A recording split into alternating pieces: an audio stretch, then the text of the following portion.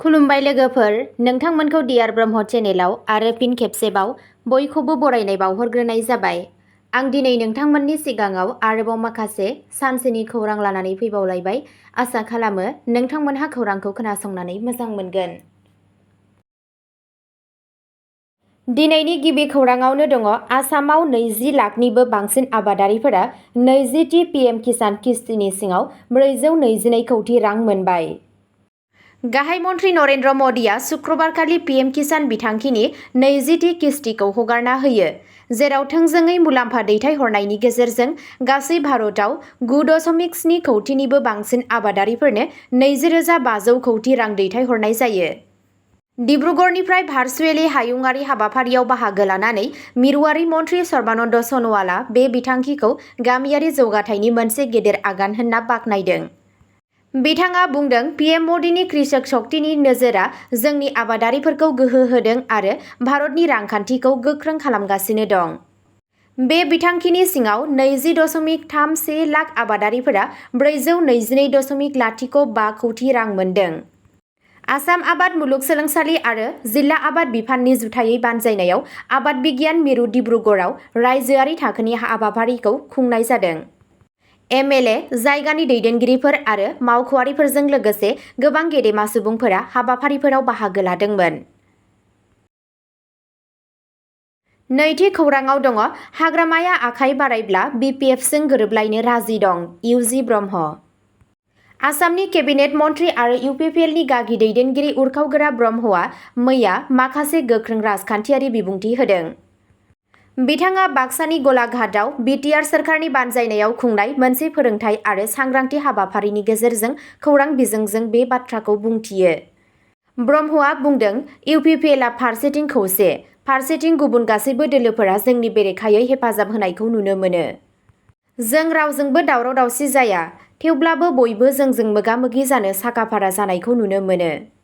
बिथाङा इउपिपिएलखौ ओनसोलाव मोनसे जोबोद गोहोगोरा गोहो होनना बुंदों आरो बड'लेण्ड पिपल्स फ्रन्ट, जायखौ बिपिएफ मुङैबो मिथिनाय जायो, जों बाहागोदारि जानो हाथाव होनना बोसोन होदों। ब्रह्मआ बुंदोंमोन दि इउपिपिएलआ जेब्लाबो बर' सुबुंफोरनि मोनदांथि आरो माहारियारि लुबैनायखौ गोनांथि होबोदों। बेनि अनगायैबो, जुदि बिटिसिनि बारग' गाहाय हाग्रामा महिलारिया गोसो जानायखौ फोरमायो, अब्ला इउपिपिएलआ मोनसे मख'जाथाव बाहागोदारि नागिरनो थाखाय साखाफारा। ब्रह्मआ बुंबावदों, जों बिपिएफ एबा कंग्रेसखौ गोनांथार जाहोनफोर होनना साना, जों बिजेपिनि बाथ्राखौबो साननाय गैया। ब्रह्मआ हाग्रामा महिलारिखौ सोंखारिनानै बुङो दि बिथाङा 17 बोसोर जेबो नाजायाजासे बिटिसिखौ खुंदोंमोन, थेवब्लाबो बिथाङा जोंखौ माब्लाबाबो हेफाजाब होआखै आरो मोजां नोजोरजों नायफेराखै, बिटिआर गोरोबथानि सावरायनाय समावबो नङा। बबेखानि ब्रह्मआ सावरायनो थाखाय उदां थादोंमोन आरो गोख्रोङै बुंदोंमोन दि जुदि बिपिएफआ गोसो गोथारै सोमोन्दो जागायजेनो, अब्ला इउपिपिएलआ नांथाबनो थाखाय आबुङै थियारि होनना फोरमायनायखौ मिथिनो मोननाय जादों। थामथि खौराङाव दङ बिटिसि बिसायख'थियाव बिजेपिआ रावजोंबो एलायन्सआव थाया। गासै मोन 40 बियाबाव बिजेपिआ हारसिङैनो गेलेगोन। गिबि मन्त्रि। शुक्रबाराव आसाम चिफ मिनिस्टार हिमन्त बिश्व शर्माया उदालगुरिनि मुदैबारियाव खुंनाय बिजेपिनि बिजय संकल्प सभानि समाव मोनसे गोख्रों राजखान्थियारि गोख्रों बिबुंथि होदों। खौरां बिजोंनिफ्राय मिथिनो मोननाय बायदियैब्ला बिथाङा फोसावदों दि बिजेपिआ फैबाय थानाय बिटिआर बिसायख'थियाव गुबुन दोलोजों गोरोबथा खालामाजासे बिसायख'थि गेलेगोन। जों गासै मोन 40 मासिफोराव उदाङै बिसायख'थि गेलेगोन, जेराव बिजेपिआ थांनाय 5 बोसोराव बिटिआरआव गोजोन लाबोदों। जोंनि थांखिया दा फैगौ 5 बोसोराव गुवारै जौगानाय। गिबि मन्त्रि शर्माया मददगिरिफोरनिफ्राय गोसो गुदुङै बाख्नायनायखौ फोसावो। बिजेपिनि थिरांथाखौ रोखा खालामनानै सिएम शर्माया बुंबावो दि जों इउपिपिएल एबा बिपिएफखौ सुथुर महरै नुवा, नाथाय बे खेबाव बिजेपिआ बिटिआर बिसायख'थिखौ लानानै गोथौवै दं आरो गावनि गोहोनि सायाव सोनारगोन। बिथाङा ओनसोलनि गासैबो हारिफोरनि गेजेराव खौसेथिनि थाखाय खावलायदों।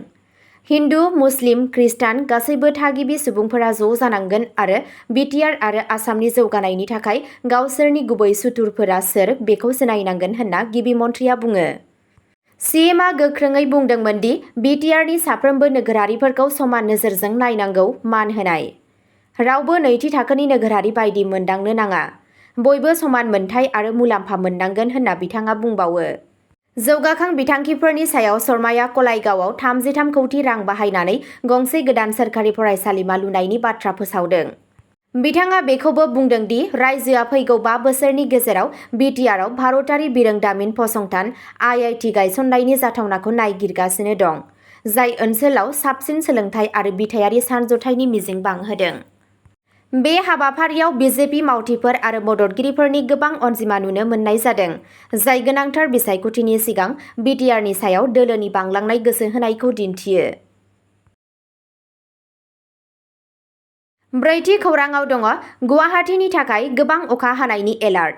IMDआ बारहुंखा आरो बारहुंखा बारनायनि सांग्रांथि होदों। थागिरिफोरा जोबोद सांग्रां जानो बोसोन होदों। भारतारि बोथोर बिगियान बिफान IMDआ फैगौ 2-3 सानफोराव गुवाहाटीआव रोजानिफ्राय जोबोद रोजा अखा हानो हागौ होनना इयुन रादाब होदों। माखासे ओनसोलफोराव बारहुंखा, सारअन्थाइ आरो घन्टासेआव 30 किल'मिटारनिफ्राय गोख्रै बार बारनायजों लोगोसे 24 घन्टायाव 7 निफ्राय 11 सेन्टिमिटारसिम अखा हानो हागौ। बोथोरा हाजो सेरनि ओनसोलफोराव दै लोमसावनाय, ट्रेफिक हेंथा आरो हा गिसिखानायनि जाहोन जानो हागौ। Assam state disaster management authority (ASDMA) आ सुबुंफोरखौ सांग्रां थानो बोसोन होदों, गुबैयै दैबाना जाथावना आरो हाजोआरि ओनसोलफोराव। दावबायारिफोरखौ रोजा अखा हानाय समाव नाङै थांलाय फैलायनिफ्राय गोजानाव थानो खावलायनाय जायो। हरखाब जाब्रबथायनि हानजाफोरा थागथियारि जाना दं आरो रायजो-राजाफोरखौ मावख'आरि आपडेट आरो रैखाथि बिथोनफोरखौ मानिनो थाखाय बुंनाय जायो। ASDMA आ रायजो-राजानि रैखाथिखौ रोखा खालामनो थाखाय नेम बायदियै एलार्ट होगोन। बाथि खौरांआव दङ आसामनि रायजो बेंगिरिया बिजनीआव नर्थ इस्ट मिलिटारि फरायसालिनि गोदानै लुजानाय सोलोंथायारि न'खौ बेखेवफैदों। आसाम रायजो बेंगिरि लक्ष्मण प्रसाद आचार्यआ सनिबाराव चिरांनि बिजनीनि हावरा गावआव नर्थ इस्ट मिलिटारि फरायसालिनि गोदानै लुफुंजानाय सोलोंथायारि न'खौ बेखेवदों। रिपर्टनि बायदियैब्ला बे बिल्डिंखौ 2024-25 रांखान्थियारि बोसोरनि थाखाय आसाम सोरखारनि आनटाइड फान्डनि सिङाव 2 कौटि रां बाहायनानै लुनाय जादों। 2019 मायथाइयाव गायसनजानाय नर्थ इस्ट मिलिटारि स्कुला बे बोसोराव रैखाथि बिफाननि सैनिक बर्डनिफ्राय मावख'आरि गनायथि मोनदों। आथिखालाव फरायसालियाव थाखो 6 निफ्राय 12 सिम सा 76 फरायसाफोर दं। बे हाबाफारियाव बिजनीनि MLA अजय कुमार रय, बारग' MLA कमल सिंह नार्जारी, बिटिआरनि मावफुं सोद्रोमा धनन्जय बसुमतारी आरो गुबुन गुबुन मानगोनां सुबुंफोरा बाहागो लादोंमोन। द'थि खौरांआव दङ UTOA आ बिटिआरआव अन्याय गोनां हा राननायनि दाबि खालामदों, मिरु सोरखारनि आखाइ होनो खावलायदों। United tribal organisation of Assam (UTOA) आ बिटिआरआव आयेन बेरेखा आरो फारागथि गोनां हा राननायखौ हेंथा खालामनानै मिरु आयेन आरो न्याय मन्थ्रिनो गांसे गोसोखां बिलाइ गथायदों। UTOA आ मोननै गाहाय दाबि दैखांदों। गिबि दाबियाव दङ एपिडिसिएलनो होनाय ट्राइबेल हा। एप्रिल 2025 मायथाइयाव बिटिसिआ आसाम पावार डिस्ट्रिबिउसन कम्पानि लिमिटेडनो दुकुसकुझार, पाग्लिजरा आरो मुवामारी बायदि गामिफोराव 3000 बिघानिबो बांसिन थागिबि हाखौ राननानै होदोंमोन। UTOA आ बे रानलायनायखौ बन्द खालामनो आरो बिखान्थिनि सायाव न्यायारि नायबिजिरनो दाबि खालामदों। नैथियाव दङ सिडलीआव फोरमान खालामजानाय थागिबिसा नखरफोरनो हा पाट्टा होनायनिफ्राय नेवसिजानाय गोबां आयेनारि महरै फोरमान खालामजानाय आर'ज गाबगिरिफोर। गोबां फारियाव सोजानाय हारिसा, SC, रान्दिफोर आरो गोलाव समनि आबादारिफोरनिफ्राय थि फोरमानलाइफोर गथायनायनि उनावसो मिमांसा बिथोन मोननायनिफ्राय बोखारनाय जादोंमोन। UTOA आ खुंथायखौ सांग्रांथि गैयि आरो नासयनायनि दाय होदों। UTOA नि गाहाय दाबिफोरा जाबाय एपिडिसिएल रानलायनायखौ बोखारनाय आरो थागिबिसाफोरनि हानि मोनथायफोरखौ रैखाथि होनाय। सिडलीआव आरजाथाव नखरफोरनो हा पाट्टा होनाय। SC/ST आय'ग एबा बेबादि आफादजों मोनसे मिरुआरि नायबिजिरनाय। हाग्रामा मोनथाय आयेन आरो थाखानाय हानि नेमखान्थिफोरखौ आबुङै मावफुंनाय। आयेनारि रोंग'साफोर, BTC थान्दैफोर आरो सुबुं समाजनि दैदेनगिरिफोरखौ लाफानानै मोनसे नायदिंग्रा पेनेल दानाय। UTOA आ मिरु सोरखारखौ बिटिआरआव थागिबि आरो गोग्लैसोनाय हारिफोरनि संबिजिदारि मोनथायफोरखौ रैखाथि होनो थाखाय आगान होनो खावलायदों। स्निथि खौरांआव दङ बङाइगाव खुंथायआ 533 बिगा दखल खालामजानाय गाज्रि हाखौ लांदां खालामनो थियारि। गोबाव समनिफ्रायनो आयेन बेरेखा दखल खालामनायनि अजदनि उनाव बङाइगाव जिल्ला खुंथाया जगिघपानि पाठानियायाव 533 बिघा सोरखारि मोसौ गुमनाय भिजिआर हायाव होखारनाय हाबाफारि जागायनो थियारि जादों। जिल्ला कमिशनार नबदीप पाठकआ बावैसो ओनसोलाव दावबायहैदों आरो बेदखल खालामग्राफोरनो हा खालि खालामनो सप्तासेनि सम होदों। नटिसनि उनाव गोबां नखरफोरा गावसोरनि अरायथा नङि न'फोरखौ बोखारनो आरो जायगा सोलायनो जागायबाय। अबयापुरी महकुमानि सिङाव थानाय पटसानिया खाजोना गामियाव थानाय बे हाया 1998 मायथाइनिफ्राय आयेन बेरेखायै दखल खालामजाबोदों। बुंनाय जायो दि थांनाय बोसोरफोराव 150 नि बांसिन नखरफोरा बैयाव थाफैदों। 2009 मायथाइयाव गुवाहाटी गोजौ बिजिरसालिया पटसानिया जौगाखां आफादनि मोनसे PIL-नि उनाव बे हाखौ रैखाथि होनो बिथोन होदों। कमिटिया दा फिन खेबसेबाव गिबि मन्थ्रिखौ खामानि मावनो खावलायदों।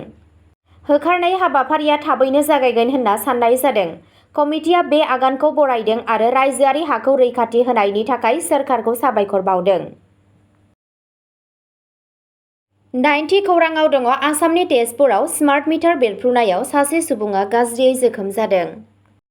आसामनि तेजपुराव मोनसे सोमोनांथाव जाथायाव स्मार्ट मिटार बेरफ्रुनायनि उनाव सासे सुबुङा गोब्राबै खामदों, जायनि जाहोनाव ओनसोलाव खहा जादों होनना खौराङाव फोरमायनायखौ मिथिनो मोननाय जादों। खौरां मोननाय बायदिब्ला बे जाथाया तेजपुरनि सल'निबारि ओनसोलाव जादों, जायनि जाहोनाव रामजान अन्सारी मुंनि सासे सुबुंनि आखाइ आरो आथिंआव गोब्राब खामदों। सुलुंनि बायदिब्ला अन्सारीखौ गोख्रै फाहामथायनि थाखाय 108 एम्बुलेन्स सिबिथायनि गेजेरजों थाबैनो खाथिनि देहा फाहामसालियाव लांनाय जायो। बे बेरफ्रुनाया अन्सारीखौल' जोखोम खालामाखैमोन, नाथाय ओनसोलाव जिब-जुनारफोर थैदों आरो गोबां न'फोराव नखरारि मोब्लिबारि मुवाफोरखौ खहा खालामदों, जायनि जाहोनाव थागिरिफोरनि गेजेराव गिनाय आरो रागा जोंनाय सोमजिदों। जाथायनि उनाव रागा जोंनाय जायगानि सुबुंफोरा बिबानगिरिफोरनि बेरेखायै रागा जोंनाय आरो गावसोरनि गामियाव स्मार्ट मिटार फज'नायनि बेरेखायै गावसोरनि रागा जोंनायखौ फोरमायनो ज' जायो। दायो सोरखारा बेनि सायाव मा फिननाय होयो उनावसो मिथिसिगोन। अब्ला दिनैनि खौराङा एसेनोसै, गोजोन्थों।